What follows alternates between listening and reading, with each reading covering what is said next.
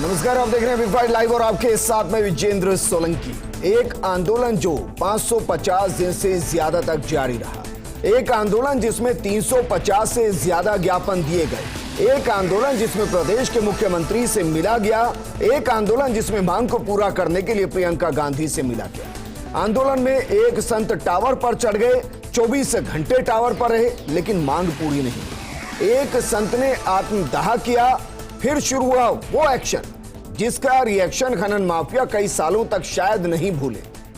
आदि बद्री धाम और कनकाचल की पहाड़ियों पर खनन को रोक दिया गया।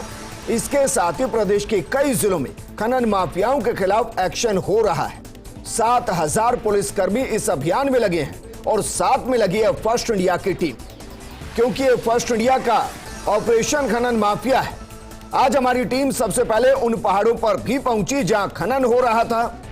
वहां की मशीनों से लेकर सीसीटीवी कैमरे तक का फर्स्ट इंडिया ने सबसे पहले खुलासा किया और दिखाया कि खनन माफिया कितने हाईटेक तरीके से खनन कर रही थी।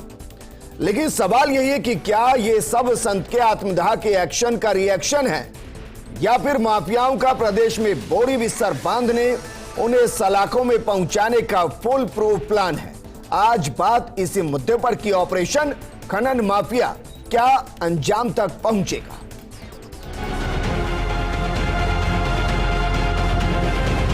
मुख्यमंत्री अशोक गहलोत के निर्देशों के बाद में वैध और अवैध खनन पूरी तरह बंद कर दिया गया है।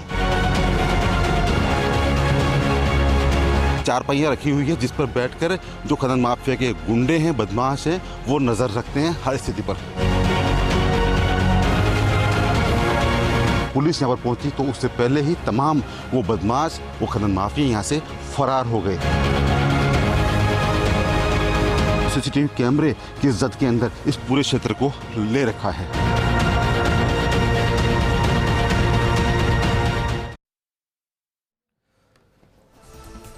जरा सोचिए, फर्स्ट इंडिया ने बाकायदा एक्सपोज किया, लेकिन अफसोस फर्स्ट इंडिया एक्सपोज करता उससे पहले माफिया भाग गए। लेकिन जो मशीनें जिनके जरिए खनन किया जा रहा था वो फर्स्ट इंडिया ने आपको दिखाई। वो सीसीटीवी कैमरे, वो झोपड़ी, वो चारपाई जहां से उस पूरे इलाके को देखा जाता था कि कहीं कोई आ तो नहीं रहा है। नजर सब पर थी, लेकिन पुलिस की नजर उन पर अभी तक नहीं थी। इस मुद्दे पर बात करने के लिए हमारे साथ मौजूद हैं बीजेपी नेता आशीष चतुर्वेदी जी, कांग्रेस नेता राजेंद्र मेघवाल जी, धर्मगुरु बाल मुकुंदाचार्य, हमारे साथ मौजूद हैं सामाजिक कार्यकर्ता श्याम सिंह कटेवा जी और ब्यूरो चीफ निर्मल तिवारी जी। निर्मल जी, शुरुआत में आपके साथ करना चाहूंगा क्योंकि आज राजस्थान के कई जिलों में एक्शन दिखाई दे रहा है। मैं इसको एक्शन कहूं या उस खबर का रिएक्शन कहूं जिसमें एक संत आज सफदरजंग के अंदर जिंदगी मौत से लड़ रहा है और फर्स्ट इंडिया इसको एक्सक्लूसिवली जमीन से दिखा रहा है, उसका रिएक्शन कहूं। बिल्कुल विजेंद्र, देखिए बहुत बड़ी बात है और मेरे पास इस समय जो भरतपुर के जिला कलेक्टर हैं उनकी तथ्यात्मक रिपोर्ट है जी। इस रिपोर्ट की अगर इसके आंकड़ों को सच माना जाए तो 2003-04 में ये आंदोलन शुरू हुआ था। एक छोटा सा आंदोलन था। बाबा हरिबोल दास और उनके साथ के जो कुछ साधु संत थे, उन्होंने सिर्फ इसलिए कि वहाँ का इकोसिस्टम बचा रहे, वहाँ की जो एक धार्मिक भावनाएं हैं वो बची रहे। क्योंकि देखिए वहाँ 4 धाम भी हैं। आदि बद्री का जो पूरा क्षेत्र है, ब्रज 84 कोस की जो परिक्रमा मार्ग है, करीब 350 किलोमीटर का है, 250 किलोमीटर का है। उसमें से करीब 150 किलोमीटर का हिस्सा विजेंद्र राजस्थान की सीमा से होकर गुजरता है। और जब साधु संत इस बात को कह रहे थे कि यहाँ 4 धाम यात्रा भी, क्योंकि जो गंगोत्री, यमुनोत्री, केदारनाथ, बद्रीनाथ, हर की पैड़ी सब कुछ वहां पर मौजूद है। इस तरह की व्यवस्था है पूरे ब्रज 84 कोस के अंदर कि किसी को अगर अपनी धार्मिक यात्रा पूर्ण करनी हो तो जरूरी नहीं कि 4 धाम की वो अलग से यात्रा करे, यहां जाकर भी वो 4 धाम की यात्रा पूरी कर लेता था। साधु संतों ने 2003-04 में सीधे तौर पर कहा कि यहां खनन हो रहा है, उसको रोका जाए, इकोसिस्टम बिगड़ रहा है, लगातार यहां विस्फोटक से विस्फोट किए जा रहे हैं, पहाड़ों को तोड़ा जा रहा है, यहां की धार्मिक जो एक पूरी एक लाइन बनी हुई थी, एक रिलीजियस लाइन बनी हुई थी, वो सारी खराब हो रही है। और देखिए ये जो तथ्यात्मक रिपोर्ट है, इसमें एक बहुत बड़ी बात बता रहा हूं, इस पूरे विवाद की कीमत विजेंद्र सिर्फ 8 करोड़ रुपए है। यानी कि अगर भरतपुर कलेक्टर की रिपोर्ट को माना जाए तो यहां की जो 46 लीज हैं वहां से 17 लाख मीट्रिक टन वार्षिक खनिज निकलता है, जिससे सरकार को 8 करोड़ रुपए रॉयल्टी मिलती है और 2500 लोगों को रोजगार। अगर सिर्फ 8 करोड़ रुपए के लिए इतना बड़ा विवाद है तो सरकारी खजाने में 8 करोड़ रुपए कोई मायने नहीं रखते। इससे ज्यादा तो इसको धार्मिक पर्यटन स्थल विख्यात करके कमाया जा सकता है, निश्चित वो 800 करोड़ हो सकते हैं निश्चित तौर पर। तो 8 करोड़ के विवाद को कभी भी उसको सुलझाया जा सकता था। और बड़ी बात देखिए इसमें भरतपुर जिला कलेक्टर ने 11/11/2005 यानी 2005 में ही कह दिया था कि इस जो ये विवाद वाली जो भूमि है जहां पर खनन किया जा रहा है इसको रोका जाए। और उसके बाद देखिए उसके बाद उन्होंने फिर कहा 20 जुलाई को तो अब सरकार ने निर्णय ले लिया। उससे ठीक पहले कलेक्टर ने 12 अक्टूबर 2021 को कह दिया था भरतपुर कलेक्टर ने कि यहां पर खनन बंद होना चाहिए। सिर्फ साधु ही आहत नहीं हो रहे, एक धार्मिक जो एक वहां की जो भावना है वही आहत नहीं हो रही, वहां से पूरी स्काईलाइन वहां का पूरा जो एक इकोसिस्टम था वो खत्म हो रहा है, पहाड़ के पहाड़ गायब हो रहे हैं। जब 12 अक्टूबर 2021 को तथ्यात्मक रिपोर्ट सौंपी गई तो उसके बाद जो सबसे बड़े जो 7 खनिज जिनके पास लीजें थी वो सीधे हाईकोर्ट पहुंचे, हाईकोर्ट से राहत चाह रहे थे कि उनको अग्रिम स्टे मिल जाए, नहीं मिला। और आज विवाद इतना बढ़ गया कि 20 तारीख को एक साधु अपने ऊपर आग लगा लेता है, एक साधु टावर पे चढ़ जाता है और फिर सरकार को फैसला लेना पड़ता है कि क्यों ना है जितने भी जिलों के कप्तान है, पुलिस कप्तान है, जितने भी जिला अधीक्षक हैं वो खनन माफिया की एक सूचीबद्ध करें, उन पर कार्रवाई करें। उसकी परिणति ये देखने को मिली कि आज ब्रज 84 का पूरा क्षेत्र, ब्रज और मेवात का, वहां पर 46 खनन लीजों को तो बंद कर ही दिया तत्काल। साथ ही साथ वहां पर अवैध खनन जो उसकी आड़ में हो रहा था उसके ऊपर कार्रवाई की गई। सिर्फ कार्रवाई वहीं पर नहीं की, कार्रवाई नागौर में भी हुई, कार्रवाई सिरोही, धौलपुर, करौली में भी हुई, लेकिन ये सब चीजें यहां तक नहीं पहुंच सकती थी। उससे पहले इसको रोका जा सकता था। 18 साल पुराना मामला, हर बार कलेक्टर कहते हैं हर 2-3 साल के अंदर एक लेटर सरकार को भेजना कि गलत हो रहा है रोको, लेकिन किसी ने भी राजनीतिक इच्छा शक्ति नहीं दिखाई उनको रोकने की। पुरानी कहावत है कि बदलाव बलिदान मांगता है। जब साधु ने अपने 85% शरीर को जला लिया, जिंदगी मौत के बीच लड़ने लगा, तब जाकर ये बदलाव हुए हैं। हमारे सहयोगी सत्यनारायण भरतपुर से मौजूद हैं, वो बाकायदा उन जगहों पर गए थे जहां बड़ी बड़ी जेसीबी मशीनें थी, जहां सीसीटीवी कैमरे लगे हुए थे। सत्यनारायण वहां की व्यवस्था ये बता रही थी जो एक्सक्लूसिवली फर्स्ट इंडिया ने चलाया ऑपरेशन खनन माफिया, कि वहां किसी का डर नहीं था। उल्टा वो खनन माफिया नजर रखते थे पूरे पहाड़ पर कि कौन परिंदा कहां पर मार रहा है। पुलिस और वहां का सिस्टम ने नजर नहीं रख रहा था।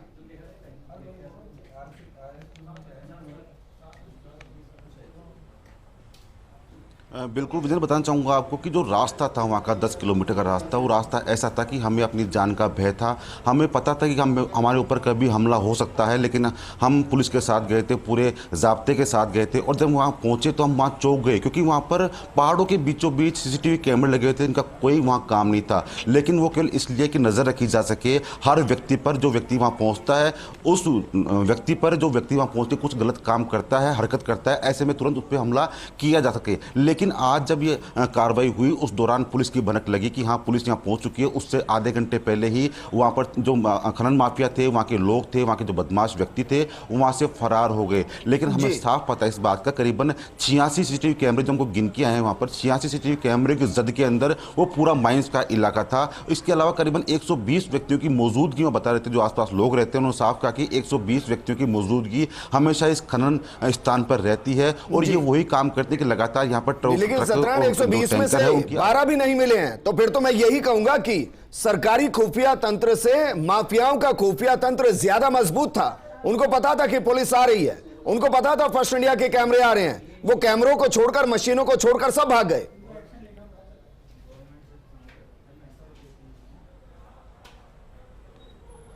बिल्कुल विजेंद्र, महंगी महंगी मशीनें वहाँ खड़ी थी, उनको छोड़कर वहाँ भाग गए। वहाँ डीजल के ड्रम भरे हुए थे, लाखों रुपए का डीजल, क्योंकि लगातार मशीनें 24 घंटे काम करती है, उनके लिए लाखों रुपए का डीजल वहाँ पड़ा हुआ था। लेकिन कोई धनी धुरी संभालने का नहीं था, क्योंकि जानते थे कि अगर वो आज पकड़े गए और लाइव कैमरे पकड़े गए तो कहीं ना कहीं उनके जीवन के अंदर उनको जेल जाना पड़ेगा। लेकिन उससे पहले मौके से वो फरार हो गए। जब वहाँ के एडिशनल एसपी से हमारी बात, उन्होंने साफ कहा करीबन 46 स्थानों पर दबिश दी गई है और 46 स्थानों पर एक भी खनन माफिया नहीं मिला। यानी कि ध्यान था कि पुलिस एक्शन लेगी, मुख्यमंत्री अशोक गहलोत के आदेश के बाद पुलिस एक्शन लेगी और वही हुआ। भरतपुर में रात को 2 बजे से ये एक्शन शुरू हुआ और करीबन 76 स्थानों पर दबिश दी गई, जहां पर एक भी आदमी गिरफ्तार पुलिस नहीं कर पाई। केवल लाखों रुपए की करोड़ों मशीन है वह मौजूद थी, वह अभी मौजूद है, लेकिन लिहाजा पुलिस की ओर से वहां पर पुलिस का जाब्ता लगाया गया है, जिससे कि दोबारा खनन माफिया वहां पर ना पहुंच सके। अभी अपना ख्याल रखिएगा, करोड़ों का नुकसान कराया आपने माफियाओं का।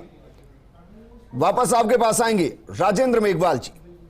निर्मल जी को और सत्यनारायण जी को मैंने पहले इसलिए इन्वॉल्व किया ताकि आपको समझाया जा सके कि कितना लंबा मामला है, कितनी बार कलेक्टर समझा चुके हैं, कितनी बार कलेक्टर पत्र लिख चुके हैं।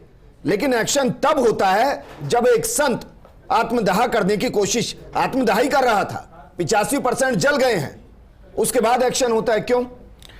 देखिए विजेंद्र जी, जो संत महात्मा जिन्होंने आत्मदाह किया उसके लिए वो जो घटना है वो वास्तव में बहुत दुखद है। लेकिन मैं फिर आपको बताना चाहता हूं कि जो 20 जुलाई 2022 को जो कलेक्टर महोदय के ऑफिस के अंदर जो मीटिंग हुई थी, जिसके अंदर डिविजनल कमिश्नर और हमारे रेंज के आईजी और जिला कलेक्टर और हमारे मतलब पुलिस अधीक्षक, वो सब लोग मौजूद थे। उनके मौजूदगी में संत महात्माओं के साथ में समझौता हुआ था, उसमें जनप्रतिनिधि लोग भी थे। और उसके बाद में जो ये संत महात्मा है, इनको शायद कोई कंफ्यूजन रहा होगा, लेकिन पूरी तरीके से सहमत। आपको मैं बता दूं कि लगभग 2000 से ये माइनिंग वगैरह वहां पे चल रही है। और सुनिए मैं बता रहा हूं आपको कि जो 10/2021 को कलेक्टर ने साफ-साफ लिख दिया था, लिख दिया। उससे पहले अक्टूबर के अंदर भी अलग अलग, मैं आपको बता दूं, ये करीबन 5 या 6 रेंज है, जिसमें ब्रज 84 भी है, उसके अलावा कनकांचल भी है, बद्री मतलब वो भी है, आदि बद्री भी है। ये सारे के सारे ये एक जगह लीज नहीं थे, ये अलग अलग लीज थे और वो वैलिड लीज थे। उसके बाद में जब धार्मिक, आज बंद कैसे हुई? सुनिए तो सही, नहीं बताइए ना, आज बंद सुनिए कैसे ना, हुई? मेरी बात तो सुनिए। धार्मिक जब आस्था का पूरा मैं आपको कह रहा हूं ना, 2005 से संत सफदरजंग पहुंच गए तो 2 घंटे के अंदर आदेश आ गया। सुनिए 2005 से लगातार ये लीजें प्री मैच्योर टर्मिनेशन, ये आप समझेंगे, ये प्री मैच्योर टर्मिनेशन, उनको लीज मिली हुई थी, उनको टर्मिनेट किया गया। राजेंद्र मेघवाल जी, राजेंद्र मेघवाल जी, मैं तो ये कह रहा हूं कि संत के सफदरजंग पहुंचने के 2 घंटे के बाद आदेश हो गया और 24 घंटे के अंदर 7 जिलों के अंदर एक्शन हो गया। कैसे हो गया? संत महात्मा का आत्मदाह बहुत दुखद है, दुर्भाग्यपूर्ण है। आपको पता होगा कि पुलिस के लोगों ने उनको बहुत बचाने की कोशिश की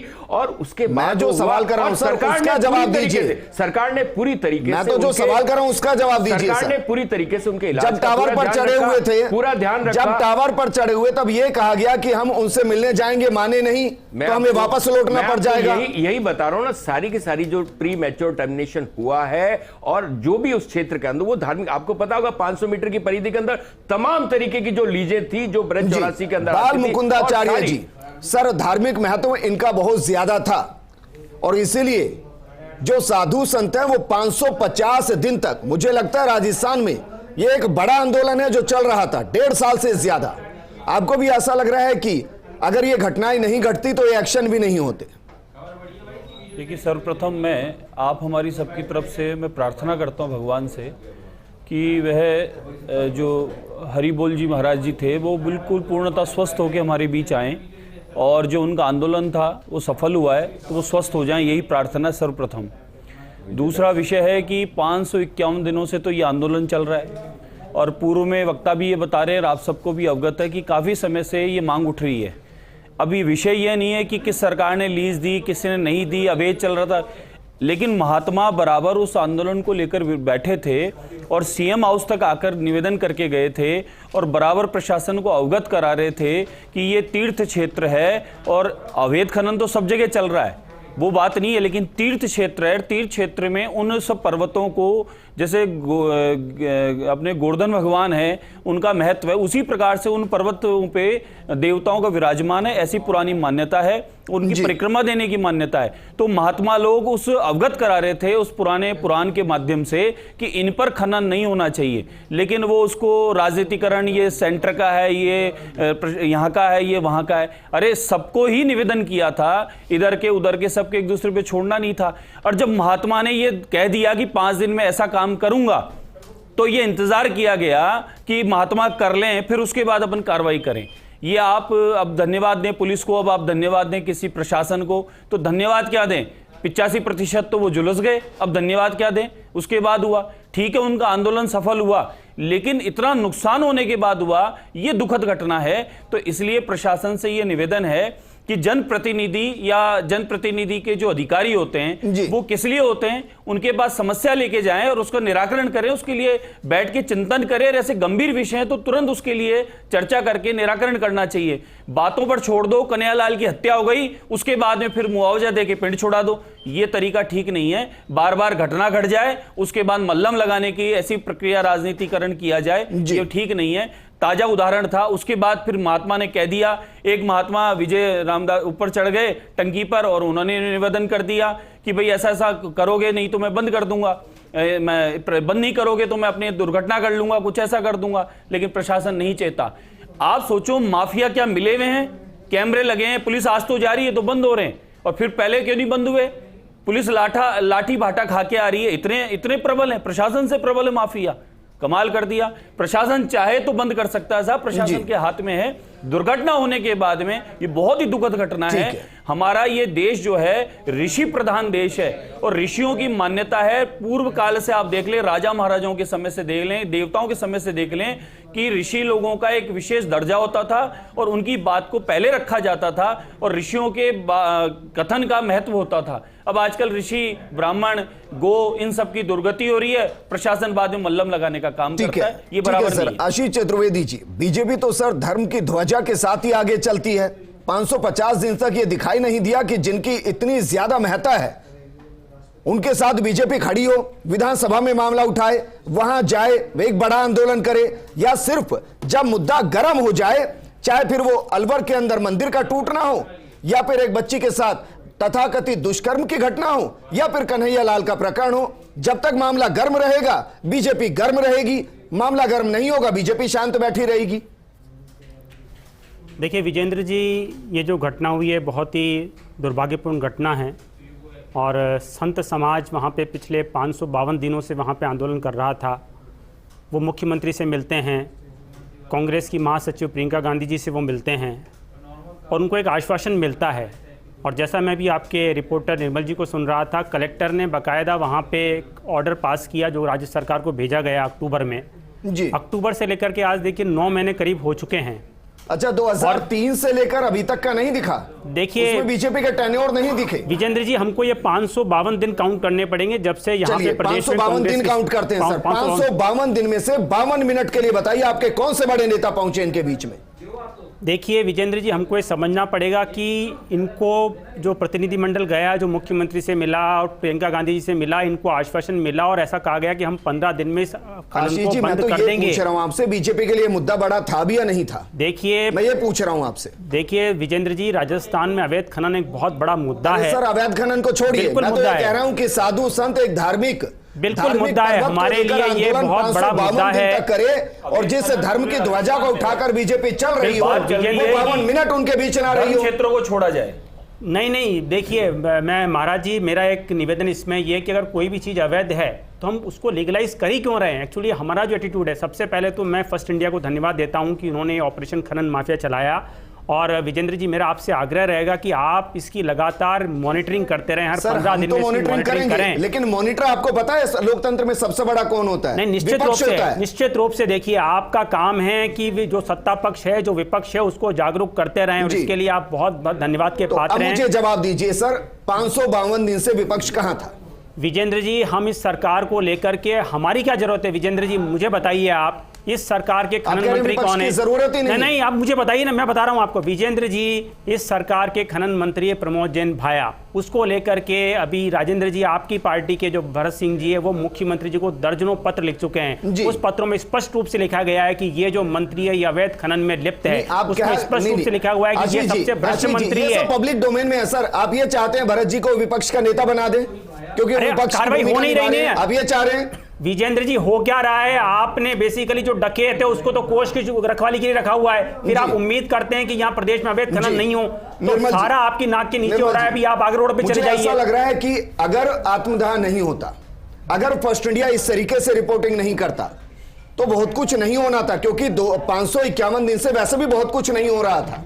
जो हो रहा था कागजों में हो रहा था, जुबानी हो रहा था, एक्शन नहीं हो रहा था। निश्चित तौर पर विजेंद्र, देखिए ये मैंने पहले भी कहा कि 2003 से शुरू हुआ था, जब सूबे के अंदर भाजपा की सरकार थी। आप कह रहे हैं कि आप एक पक्ष का काम ये है, विपक्ष का काम ये है, हाँ पक्ष ये कहेगा, ना पक्ष कहेगा। प्रमोद जैन भाई ने किया। सुरेंद्र पाल टीटी आपकी सरकार में मंत्री थे। बजरी का बहुत बड़ा, जो सबसे बड़ा जो खनन महाघूसकांड हुआ, उनके दौर में हुआ। राजकुमार रिणवा जी आपके सरकार के अंदर मंत्री हुआ करते थे। तमाम जो बजरी को लेकर के और तमाम अवैध खनन को लेकर जो सबसे बड़े जो मामले हुए, उनके सामने आए। तो ये कोई बात नहीं है कि मंत्री प्रमोद जैन भाया है, मंत्री राजकुमार रिणवा है, मंत्री उससे पहले लक्ष्मण दवे रहे। बात यह है सीधे तौर पर कि अवैध खनन के मामले, अगर इस सरकार की हम बात करें तो विजेंद्र, अभी 15 मई को एक अभियान शुरू किया गया था, वो भी मुख्यमंत्री के निर्देश पे किया गया था कि प्रदेश के अंदर अवैध खनन की शिकायतें बहुत आ रही थी, कार्रवाई कीजिए। 1 महीने अभियान चलाया जाता है, 30 दिन के अभियान के अंदर 1601 पंचनामे बनाए जाते हैं, 179 FIR होती हैं, 1479 से ज्यादा वाहनों को जब्त किया जाता है और 13 करोड़ से ज्यादा रुपए का जुर्माना, यानी इतिश्री।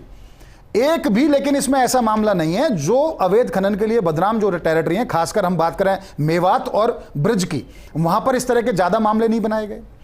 नागौर जिसको लेकर के हमेशा कहा जाता है कि अवैध खनन बहुत होता है, कोई ऐसा मामला देखने को मिले। जयपुर के हरडी हरध्यानपुरा या बस्सी की बात करें तो वहां इस तरह के मामले देखने को नहीं मिले। तो ये सिर्फ कागजी खानापूर्ति की गई। और बड़ी बात है कि 30 दिन के अभियान के अंदर जितना खर्चा सरकारी मशीनरी पे खर्च हुआ उससे ज्यादा तो जुर्माना भी वसूल नहीं कर पाए। जुर्माना 13.60 करोड़ रुपए था, 13 करोड़ 60 लाख रुपए, और इनके जो भत्ते थे, इनके जो तनख्वाह थे, इनके वेतन थे, मशीनरी पे खर्च हुआ उसकी कीमत 30 करोड़ रुपए ज्यादा। तो ये सब कागजी खानापूर्ति थी। बड़ी बात यह है कि अवैध खनन को रोकने के लिए कभी भी कोई ठोस काम इसलिए नहीं हुआ कि आज तो हम आधुनिक युग में जी रहे हैं, हमारे पास ड्रोन है, सैटेलाइट इमेजिंग की जाती है और ये व्यवस्था दे रखी है बाकायदा डायरेक्टर जनरल ऑफ माइंस ने सीधे तौर पर कि एक हुटर बजता है प्रदेश के अंदर रोजाना, यहां अवैध खनन हो रहा है, क्या उस पर कार्रवाई करने गए? आप बार बार संसाधन का रोना रोते हो कि हमारे पास मशीनरी है, संसाधन नहीं, तो मांगो ना। फीड देगा, फीड देने का काम किसका है? खान विभाग का। और लीड करने का काम किसका? अभियान का, पुलिस का। तो आप पुलिस को जब तक फीड नहीं दोगे वो कार्रवाई कैसे करेगा? तो आपने ना तो सैटेलाइट इमेजरी को लेकर के कोई काम किया, ना ड्रोन की मदद ली। आप लीजिए ना। और अब तो साधु संतों ने मार्ग खोल दिया है। वो कहते हैं ना, जाग गया संत माफिया का अंत, वो वाली स्थिति है। तो अब तो संत भी जाग गया, अब तो माफिया का अंत। श्याम सिंह कटेवा जी हमारे साथ है, सामाजिक कार्यकर्ता हैं। श्याम सिंह कटेवा जी, क्या वाकई में आपको लगता है कि इस तरीके की घटनाएं जब घटती हैं तो उससे सरकार के खिलाफ समाज में एक जागृति आती है, नेताओं के खिलाफ आती है? क्योंकि अंत में जब किसी को दर्द होता है ना तो ईश्वर याद आता है, और जब ईश्वर को इस तरीके से या उनसे जुड़ी चीजें, आस्था को इस तरीके से आघात पहुंचता है तो आम आदमी के खिलाफ होता है। देखिए, सबसे पहले तो मैं जो महात्मा जी ने आत्मदाह किया उसकी निंदा करता हूँ। उन्होंने जो कदम उठाया वो उसको उठाने की नौबत नहीं आनी चाहिए थी। लेकिन सबसे पहले खनन माफिया और खनन व्यापारी, अवैध खनन और वैध खनन में सरकार को एक स्पष्ट लकीर खींचनी पड़ेगी। जब तक ये नहीं होगा अवैध खनन हमेशा होता रहेगा। इसमें दोनों सरकारें, चाहे भारतीय जनता पार्टी की सरकार हो चाहे कांग्रेस की सरकार हो, दोनों शामिल रहती है और उनकी राजनीतिक संरक्षण में अवैध खनन होता है। इस अवैध खनन को रोकने के लिए अगर सरकार दृढ़ इच्छा शक्ति दिखाए तो 24 घंटे में अवैध खनन रुक सकता है। अगर आप चाहें तो जो भी अवैध खनन में सरकारी जो मशीनरी का दुरुपयोग होता है, उसका जैसे शराब की पकड़ी जाती है बोतलें, पेटियां, उसी तरह उसका ऑक्शन नीलामी में जाना चाहिए ताकि दोबारा कोई भी आदमी अवैध खनन करने से पहले 100 बार सोचे। इसी तरीके से व्यापारी जो अपना करोड़ों रुपए सरकार बैंकों से लोन लेकर उसमें व्यापार करता है, उसको अगर आप खनन माफिया की श्रेणी में डालेंगे तो धीरे धीरे जो विकास की गति है वो भी, चाहे देश की हो चाहे राज्य की हो, वो धीरे धीरे रुकेगी। सरकार का राजस्व लॉस भी होगा। इसके लिए सरकार को स्पष्ट तरीके से अवैध और वैध खनन के अंदर एक हेयरलाइन जो डिफरेंस डाल रखा है उसको दूर करना पड़ेगा। उनको ये क्लियर करना पड़ेगा कि आज जो भरतपुर में हुआ उसमें कितने अवैध खनन वाले थे और कितने वैध खनन वालों को उन्होंने जबरदस्ती, सिर्फ खाली एक महात्मा जी ने जो उनको मजबूर किया गया उन्होंने किया, इसकी वजह से वैध खनन वालों को भी आज बंद कर दिया गया। ये नहीं होना चाहिए था। जो अवैध खनन कर रहे हैं जिन्होंने उनको पकड़े उनके सजा मिलना पड़ेगा। जिनको वैध आप कह रहे हैं उनके साथ आस्था कितनी जुड़ी है? ऐसा तो आस्था अलग चीज है सर, ये मैं मानता हूं, लेकिन लाइसेंस दे दिया गया, लाइसेंस उसका रद्द करना भी तो हो सकता है सर, उनको रद्द करना चाहिए। लेकिन उनको नोटिस देके सरकार क्यों सो रही थी उस टाइम पे? आज ये नौबत क्यों आई कि सरकार को अगर उनकी शिकायत थी तो उसका समाधान करना चाहिए था सरकार को। मैं ये नहीं कह रहा कि आज उनके साथ में जो हुआ। मेरे पास वक्त की कमी है। सत्यनारायण, एक लाइन में मैं जानना चाहूंगा, क्योंकि अक्सर पुलिस का मोराल डाउन होता है माफियाओं के खिलाफ एक्शन में, कई तरीके के संरक्षण होते हैं, कई तरीके की पाबंदियां होती हैं, लेकिन राजस्थान में शायद मैं पहली बार देख रहा हूं, शायद शब्द का इस्तेमाल मैं कर रहा हूं, जब सरकार चाहती है एक्शन हो, जब मीडिया चाहती है कि हम आपके साथ खड़े हैं, आप एक्शन कीजिए, क्या ऐसे में पुलिस का मोराल हाई है और वो फुल एक्शन में दिखाई देगी आने वाले दिन में?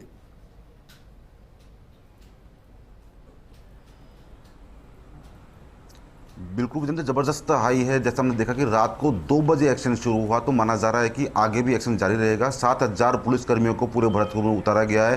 एक साथ तमाम जो यहाँ भरतपुर में पहाड़ों पर जो खनन माफिया मौजूद हैं, चाहे वो वैध हो चाहे अवैध हो, उन पर दबिश मारने के लिए एक साथ रात को 7000 पुलिसकर्मियों को उतारा गया। तो माना जा रहा है कि आगे भी पुलिस की कार्रवाई जारी रहेगी। पुलिस का जो मोरल है काफ़ी हाई है।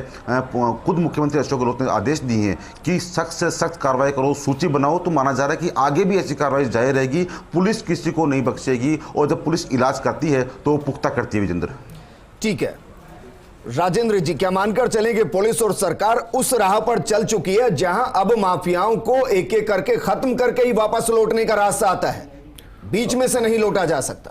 निश्चित रूप से विजेंद्र जी, आपको पता हो 2019 से लेके अभी 2022 जून तक के लगातार आपको पता है बजरी खनन के मामले हो, चाहे पत्थर के खनन के मामले हो, चाहे मिनरल्स के हो, चाहे हमारे कीमती पत्थर के हो, लगातार FIR दर्ज हुई है, लोगों को अरेस्ट भी किया है और वाहन भी जब्त किए गए। और आपको मैं बताना चाहता हूँ कि सरकार पूरी तरीके से नहीं पाए जो आंकड़े उन्होंने दिए। मैं बता रहा हूँ आपको, मैं भी पूरे आंकड़ों के साथ ही आया हूँ। मैं आप कहोगे तो आपको वर्षवार भी आंकड़े दे सकता हूँ, कितने वाहन जब्त हुए, कितने लोगों पर FIR दर्ज हुई, कितनी पहाड़ियां गायब हो गई है बीते 5 सालों में। मैं आपको बता दूं, वर्षवार कितने अवैध खनन इस वक्त किए जा रहे हैं। देखिए बजरी के मामले में 7608 7608 सर नहीं, कार्रवाई तो गिनानी पड़ेगी ना। आप देखिए हमने हमारे कार्यकाल के शुरू के 2 वर्ष तक बजरी पे पूरी तरीके से पूरा का पूरा बजरी बंद थी, लेकिन इस सरकार ने पिछले कार्यकाल में सुप्रीम कोर्ट में जाके हल्फनामा दिया कि बजरी खनन बंद नहीं होना चाहिए। NGT के अंदर जाके किया और बजरी खनन के साथ में इनके क्या लिंक थे? मात्र 52 करोड़ रुपए वसूल किए 2021-22 में। ये आपके आंकड़े खनन माफिया के चक्कर में आपकी सरकार नहीं थी। 40,000 करोड़ का खनन और आपकी सरकार हो गई। ये आंकड़े आशीष जी आप भी रुकिए सर। 2003 के आंकड़े दे रहे हैं हम लगातार, उसमें आप भी आते हैं और ये भी आते हैं, सबको अधिकार है।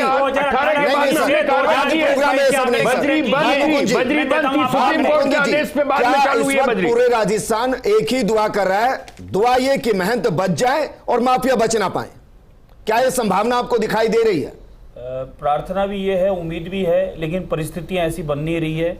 जो भी यहाँ से शिफ्ट हुए हैं, जो हुआ है वो सब सबकी नज़र में, सबको समझ है इस बात की। हम तो यही प्रार्थना करेंगे कि महात्मा जी स्वस्थ होकर पूर्णता आएँ, लेकिन ये राजनीति का विषय नहीं है। कम से कम धर्म को तो छोड़ दिया जाए, धर्म में राजनीति प्रवेश न करे।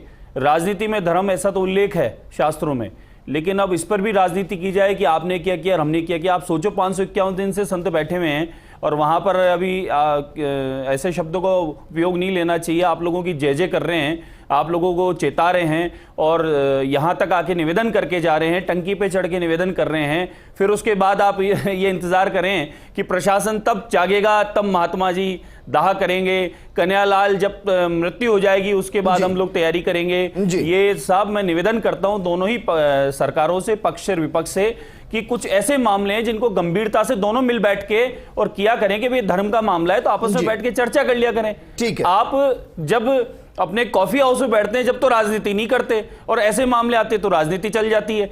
ऐसे विषयों पर गंभीर दोनों को रहना चाहिए, और जब धर्म का मामला है तो उस समय गंभीर हो जाना चाहिए। बोले धर्म के नाम पर राजनीति करेंगे ना सर, कौन सी पार्टी नहीं करती है? किसी भी धर्म की चर्चा, दोनों पार्टियां करती हैं, लेकिन कार्रवाई नहीं होगी। निर्मल जी, फाइनल कमेंट मैं आपसे चाहूंगा, क्या मैं ये उम्मीद कर सकता हूं मेरे राजस्थान की तरफ से कि अगले 1 या 2 महीने के अंदर खनन तो होगा, अवैध नहीं होगा, कहीं नहीं होगा? कह रही है कि राम जी विषयों की रक्षा के लिए यहाँ जन्म लिए हैं, अवतार लिए हैं। अवैध खनन का जो संक्रमण है संतों तक पहुंच गया था और उसका अब इलाज भी शुरू हो गया है। लेकिन कभी भी ध्यान रखिए, खनन व्यवसाय में वही जुड़ता है जो जिसके पास धन बल और बाहुबल हो, और धन बल और बाहुबल को जो संरक्षित करता है वो होता है राजनीति। तो कोशिश ये करनी चाहिए कि जब मुख्यमंत्री ने यूं कह दिया कि जिले में जितने भी पुलिस कप्तान हैं वो अवैध खनन माफिया को सूचीबद्ध करें और उसके ऊपर कार्रवाई करें, उसको नेस्तनाबूद कर दें, तो एक सूची ऐसी भी बननी चाहिए कि प्रदेश के अंदर जो वैध लीज हैं उनमें कितने राजनीति से जुड़े हुए लोग जुड़े हुए हैं, कितने मंत्री, विधायक, सांसद, प्रधान, सरपंच, उनकी लीज हैं। देखिए जिस तरह से वाजिब अली जो विधायक हैं इसी सरकार के अंदर, उन्होंने मुख्यमंत्री को पत्र लिख दिया था कुछ दिन पहले कि 7 लीज बंद होनी चाहिए। उस 7 लीज में 5 लीज ऐसी भी जो एक वर्तमान सरकार में जो मंत्री है उसके रिश्तेदार की हैं, तो उनको उनको भी सूचीबद्ध कीजिए, क्योंकि वो सबसे ज्यादा संक्रमण अगर कोई अवैध खनन का फैला रहा है तो वो अपने धन बल, बाहुबल और राजनीतिक रसूखात के बल पर उसको फैला रहे हैं। तो ठीक है, एक इच्छा शक्ति देखने की है, मैं अपनी बात कंप्लीट कर रहा हूं। राजनीतिक इच्छा शक्ति ये दिखानी पड़ेगी कि कोई भी हो इसके अंदर खनन वैध ही हो सकेगा। अगर अवैध खनन को रोकना है तो राजनीतिक इच्छा शक्ति दिखाते हुए एक टीम बनानी होगी, संयुक्त टीम। ठीक है सर, मेरे पास बिल्कुल वक्त नहीं। आशीष जी, एक लाइन में जवाब दीजिए, जो 80 लाख कार्यकर्ता बनाए थे और अभी पन्ना प्रमुख, अर्ध पन्ना प्रमुख तक पहुंच रहे हैं, क्या उनके पास ये जानकारी नहीं होती कि उनके बगल में क्या हो रहा है, या वो पहुंचती है और उसका कोई मतलब नहीं? विजेंद्र जी, सारी जानकारियां होती है, लेकिन हमको जो दीपेंद्र सिंह जी ने कहा था ना कि जो खनिज के अधिकारी हैं वो जो मंथली बंदी लेंगे, और बंदी क्यों लेंगे? ताकि आप अवैध खनन को संरक्षण दें। बिल्कुल निर्मल जी की बात सही है, निर्मल जी की बात बिल्कुल सही है। तो आपकी पूरी सरकार चली गई थी, 40,000 का करोड़ का घोटाला आपकी सरकार के अंदर हुआ था। आप कैसी बातें कर रहे हो? हमने तो इसको रोकने की कोशिश की है, हर साल कार्रवाई की है, हर साल कार्रवाई की है। बोल रहे हैं खनन माफिया। आज मैंने तय किया था कि इस चक्कर में डिबेट को खराब नहीं होने देंगे। तमाम मेहमान मेरे साथ जुड़े, शुक्रिया। फर्स्ट इंडिया लगातार इसी तरीके से कार्रवाइयों को दिखाता भी रहेगा और सरकार और सिस्टम को जगाता भी रहेगा, क्योंकि ऑपरेशन खनन माफिया हम लगातार जारी रखेंगे, क्योंकि यह प्रदेश का मामला है। संत यूं ही बलिदान थोड़ी ना देंगे, माफियाओं का अंत करना पड़ेगा। नमस्कार।